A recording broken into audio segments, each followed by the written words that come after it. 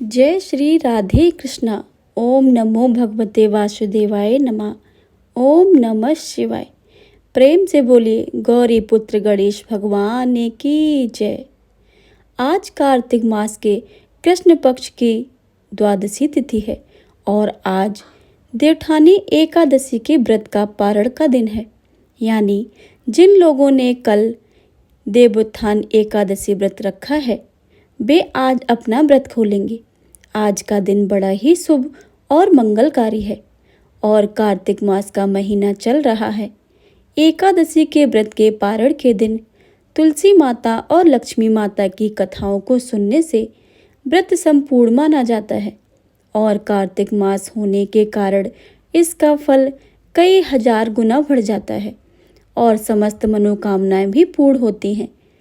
जो लोग व्रत नहीं रखते हैं उन्हें भी द्वादशी के दिन तुलसी माता की कथाओं को सुनने से धन और संपत्ति अनंत शुभ फलों की प्राप्ति होती है। तो आइए भगवान श्री लक्ष्मी नारायण जी के चरणों का ध्यान करते हुए इन कथाओं को सुनते हैं। किंतु एक बात का विशेष ध्यान रखिए कि इन कथाओं को पूरा अवश्य सुनिए। आधा अधूरा कथाओं को सुनने से पूर्ण फल प्राप्त नहीं होता है। तो बोलिए श्री कृष्ण भगवान की जय, राधा कृष्ण भगवान की जय, लक्ष्मी माता की जय, तुलसी माता की जय। सबसे पहले आइए सुनते हैं गणेश भगवान जी की कथा, फिर सुनेंगे तुलसी माता की कथा तथा राजा अम्बरीश की कथा। तो आप सभी से अनुरोध है कि इन कथाओं को पूरा अवश्य सुनिए। एक बार गणेश जी एक छोटे बालक के रूप में चिमटी में चावल और चमचे में दूध लेकर निकले। वो हर किसी से कह रहे थे कि कोई मेरी खीर बना दो, कोई मेरी खीर बना दो। एक बुढ़िया बैठी थी, उसने कहा ला मैं बना दूं। वह छोटा सा बर्तन चढ़ाने लगी। तब गणेश जी ने कहा कि दादी माँ, छोटे से भगोनी मत चढ़ाओ, तुम्हारे घर में जो सबसे बड़ा बर्तन है वह चढ़ा दो। बुढ़िया ने वही चढ़ा दिया। वह देखती रह गई कि जो थोड़े से चावल और बड़े बर्तन में डाली तो पूरा भर गया। गणेश जी ने कहा दादी माँ, मैं नहाकर आता हूँ। खीर तैयार हो गई तो बुढ़िया के पोते पोते खीर मांगने के लिए रोने लगे। बुढ़िया ने कहा गणेश जी तेरे भोग लगाना कहकर चूल्हे में थोड़ी सी खीर डाल दी और कटोरी भर भर कर बच्चों को दे दी। बुढ़िया की पड़ोसन ऊपर से देख रही थी तो बुढ़िया ने सोचा कि यह चुगली कर देगी, तो एक कटोरा भरकर खीर उसे पकड़ा दिया। बेटे की बहू ने चुपके से एक कटोरा खीर खाई और कटोरा चक्की के नीचे छुपा दिया। अभी भी गणेश जी नहीं आए थे। बुढ़िया को भी भूख लग रही थी। वह भी एक कटोरा खीर को भरकर केवाड़ के पीछे बैठकर फिर एक बार कहा कि गणेश जी आपके भोग लगे कहकर खाना शुरू कर दिया। तभी गणेश जी आ गए। बुढ़िया ने कहा आजा रे गणेशा, खीर खा ले, आजा रे गणेशा, खीर खा ले, मैं तेरी राह देख रही थी। गणेश जी ने कहा दादी माँ, मैंने तो खीर पहले ही खा ली है। बुढ़िया ने कहा कि कब खाई? गणेश जी ने कहा जब तेरे पोते पोती ने खाई तब खाई, जब तेरी पड़ोसन ने खाई तब खाई और जब तेरी बहू ने खाई तब भी खाई थी। अब तूने खाई तो मेरा पेट ही भर गया है। बुढ़िया ने कहा बेटा, अब सारी बात तो सच है, पर बहू बेचारी का नाम क्यों ले रहे हो? वह तो सुबह से काम में लग रही है, उसने फिर कब खाई है खीर? गणेश जी ने कहा चक्की के नीचे देखो, झूठा कटोरा पड़ा है और तूने तो मेरे भोग तो लगाया है, वह तो वैसे ही खा गई। बुढ़िया ने कहा बेटा, घर की बात है, घर में ही रहने दो। अब बताओ बची हुई खीर का क्या करूं? गणेश जी ने कहा कि नगरी जिमा दो। बुढ़िया ने पूरी नगरी जिमा दी, फिर भी बर्तन पूरा ही भरा था। राजा को पता लगा तो बुढ़िया को बुलाया और कहा क्यों रे बुढ़िया, ऐसा बर्तन तेरे घर में कहाँ से आया? ये तेरे घर में शोभा नहीं देता है, ये हमारे घर में शोभत है। बुढ़िया ने कहा राजा जी आप ही ले लो। राजा जी ने खीर का बर्तन महल में मंगा लिया। लाते ही खीर में कीड़े मकोड़े, बिच्छू कछले हो गए और दुर्गंध आने लगी। यह देखकर राजा ने कहा बुढ़िया से कि बुढ़िया बर्तन अपना वापस ले जा, तुझे हमने दिया है। बुढ़िया ने कहा राजा जी आप देते तो पहले ही क्यों दे देते, यह बर्तन तो मुझे मेरे गणेश जी ने दिया है। बुढ़िया ने बर्तन वापस लिया, लेते ही सुगंधित हो गई और घर आकर बुढ़िया ने गणेश जी से कहा कि बची हुई खीर का क्या करें। गणेश जी ने कहा झोपड़ी के कोनों में गड़ा दे, खोद कर गाड़ दे, उसी समय सुबह जगते उठकर वापस खोदोगी तो धन के 4 मीले मिलेंगे। ऐसा कहकर गणेश जी अंतर ध्यान हो गए। जाते समय झोपड़ी में लात मारते हुए गए तो झोपड़ी के स्थान पर महल हो गया। सुबह बहू ने फावड़ा लेकर पूरा घर को खोद दिया, कहीं कुछ भी नहीं मिला। बहू ने कहा सासू जी थारो गणेश तो झूठो है। सास ने कहा बहू मारो गणेश झूठो नहीं है, मैं देखूं। वह सुई लेकर खोजने लगी तो टन टन करते हुए 2 धन के चरे निकल आए। बहू ने कहा सासू जी तू साचो है। सास ने कहा गणेश जी तो भावनाओं के भूखे हैं, यह गणेश जी जैसा आपने बुढ़िया को दिया है वैसा ही सबको देना। विनायक जी की कहानी सुनने वाले, हुंकार भरने वाले, आसपास के सुनाने वाले को सभी को देना। प्रेम से बोलिए गणेश भगवान की जय। प्रिय श्रोताओं, अब आप सभी सुनिएगा तुलसी माता की कथा। तो प्रेम से बोलिए तुलसी माता की जय। एक समय कार्तिक महीने में सब महिलाएं तुलसी माँ को सींचती थी। सब महिलाएं तो तुलसी माँ को सींच कर जाती थी, पर एक बुढ़िया माई तुलसी को सींच कर कहती थी कि तुलसी माता सत की दाता, मैं तेरा बिड़ला सींचूं, तू मेरा निस्तारा कर। तुलसी माता अड़ुआ दे, लड़ुआ दे, पीतांबर की धोती दे, मीठे मीठे ग्रास दे, बैकुंठ का बास दे, चटक की चाल दे, मटक की मौत दे, चंदन का काट दे, झालर की झनकार दे, साईं का राज दे, दाल भात का जीवन दे, एकादशी दिन दे और श्री कृष्ण का कंधा दे। इतनी बात सुनकर तुलसी माँ सोच में पड़ जाती थी। एक बार भगवान श्री कृष्ण ने तुलसी माँ को इस सोच का कारण पूछ लिया। इस पर तुलसी माता ने बताया कि एक बुढ़िया मेरे पास रोज आकर इतनी बातें कहकर जाती है। इनमें से तो बुढ़िया माँ को मैं सब कुछ दे सकती हूँ, पर आपका कंधा कहाँ से लाऊंगी। इस पर भगवान बोले कि तुम चिंता मत करो और बुढ़िया माई को आशीर्वाद दे दो। तुलसी माँ ने वैसा ही किया। थोड़े दिन के बाद बुढ़िया मर गई। सब कोई उसे उठाने लगे, पर वह इतनी भारी हो गई कि किसी से भी नहीं उठी। सब कोई कहने लगे कि पाप घाट की माला फेरती थी, जिसकी वजह से इतनी भारी हो गई है। तभी भगवान श्री कृष्ण ब्राह्मण के भेष में आए और वहां खड़े लोगों से बुढ़िया के कान में कुछ कहने के लिए कहा कि बुढ़िया माई तू अपने मन की निकाल ले। भगवान ने जाकर बुढ़िया के कान में कहा बुढ़िया माई तू मेरा बिड़ला सींचे, मैं करूँ तेरा निस्तार। बुढ़िया माई अड़ुआ ले, लड़ुआ ले, पीतांबर की धोती ले, मीठा मीठा भात ले, बैकुंठ का बास ले, चटक की चाल ले, पटक की मौत ले, चंदन का काट ले, झालर की झनकार ले, साईं का राज ले, दाल भात का भोजन ले और श्री कृष्ण का कंधा ले। सुनते ही बुढ़िया माई हल्की हो गई। इसके बाद भगवान श्री कृष्ण ने खुद उसे अपना कंधा देकर उसे मुक्ति प्रदान की। हे तुलसा माता, जैसे आपने उस बुढ़िया को मुक्ति दी है वैसे ही सबको देना।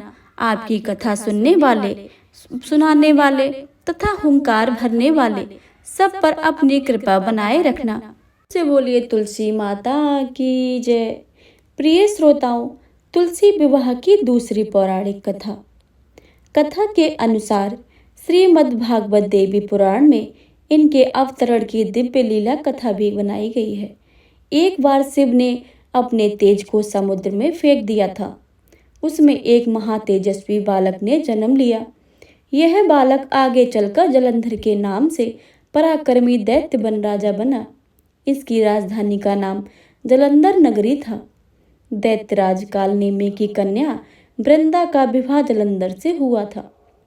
जलंधर महाराक्षस था।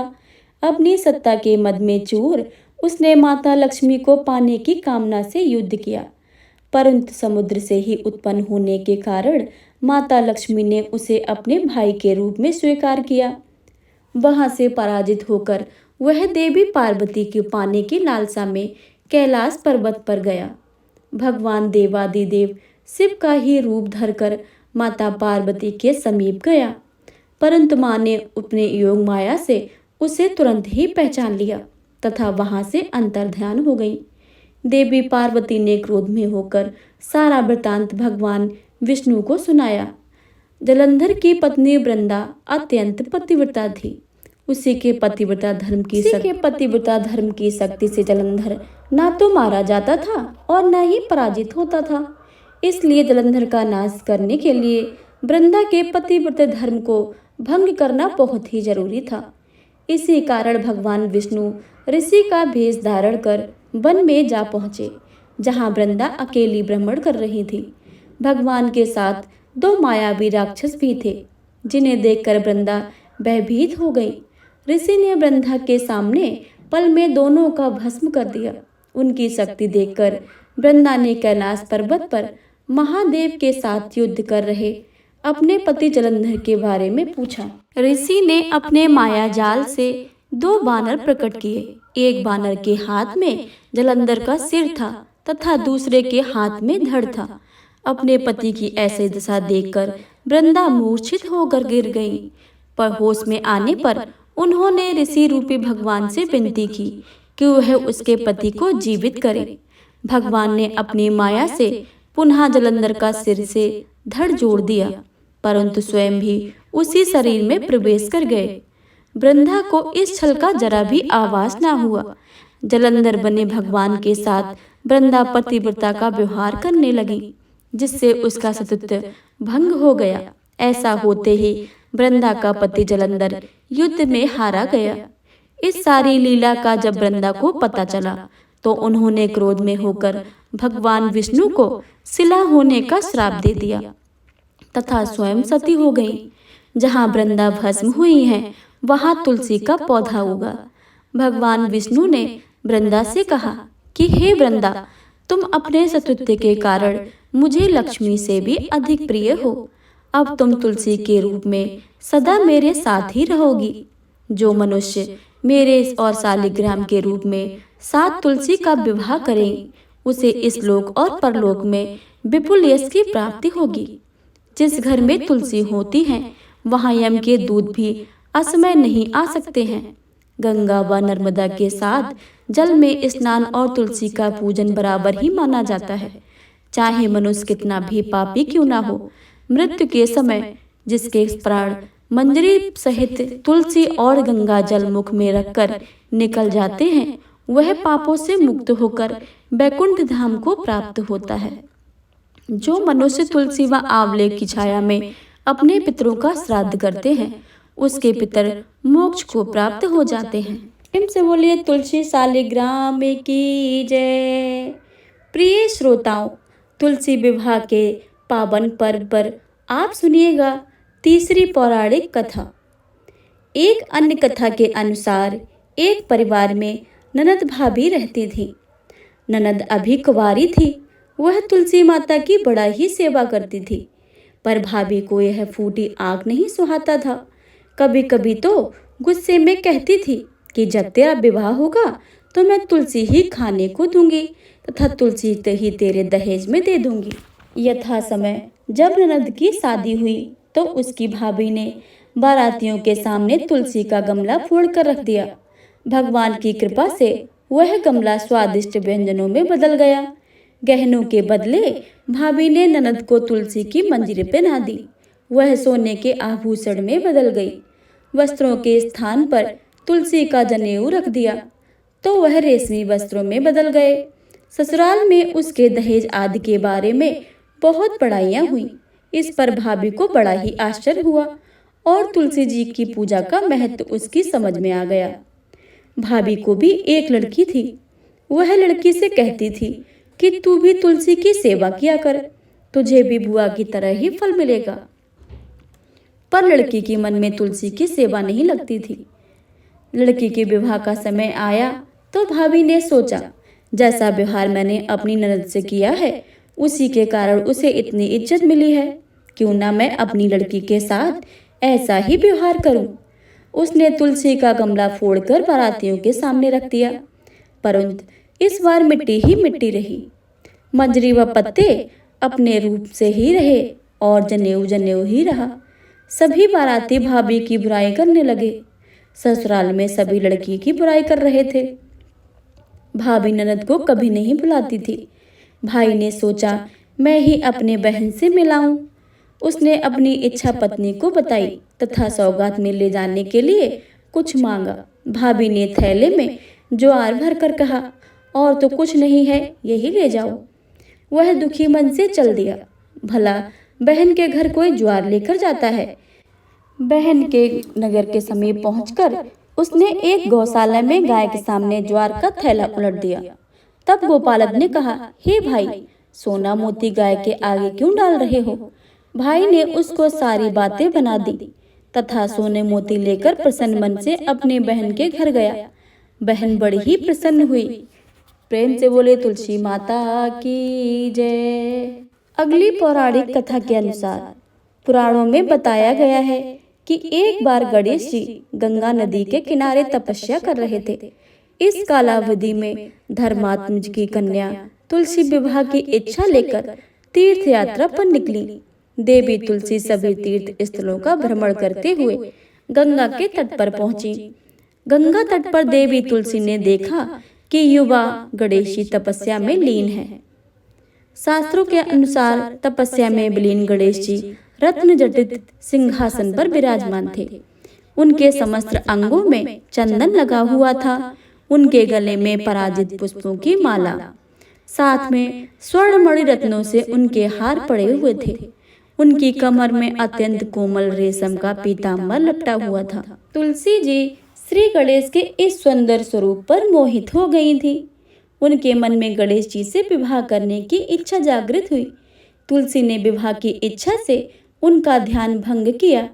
तब भगवान श्री गणेश ने तुलसी द्वारा तप भंग करने को अशुभ बताया और तुलसी की मनसा जानकर स्वयं को ब्रह्मचारी बताकर उसके विवाह को प्रस्ताव का इनकार कर दिया। विवाह प्रस्ताव ठुकराने पर तुलसी से नाराज होकर गणेश जी को शाप दिया कि उनके एक नहीं बल्कि दो दो विवाह होंगे। इस पर श्री गणेश जी ने भी तुलसी को श्राप दे दिया कि तुम्हारा विवाह एक असुर से होगा। एक राक्षस की पत्नी होने का शाप सुनकर तुलसी ने गणेश जी से माफी मांगी। तब गणेश जी ने तुलसी से कहा कि तुम्हारा विवाह शंखचूड़ राक्षस से होगा, किंतु फिर तुम भगवान विष्णु और श्री कृष्ण को प्रिय होने के साथ कलयुग में जगत के लिए जीवन और मोक्ष देने वाली होगी। पर मेरी पूजा में तुलसी चढ़ाना शुभ नहीं माना जाएगा। तब से ही भगवान श्री गणेश जी की पूजा में तुलसी चढ़ाना वर्जित माना गया है। प्रेम से बोलिए तुलसी माता की जय, गणेश भगवान की जय, शालिग्राम भगवान की जय, लक्ष्मी नारायण भगवान की जय।